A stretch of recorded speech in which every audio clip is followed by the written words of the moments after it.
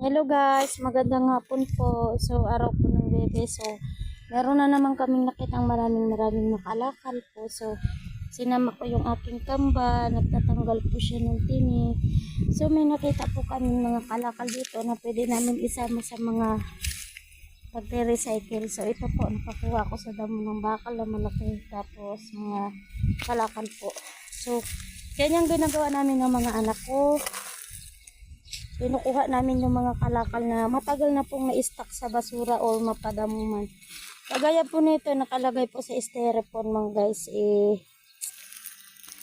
Kailangan namin siya tanggalin kasi sobrang tagal niya na po dito naka-stack. So, siguro mga taon na. Wala pong nag-i-interest. Kaya, tara at manood kayo at samahan nyo ako sa pamumulot ng ating mga kalakal. So, maraming salamat po.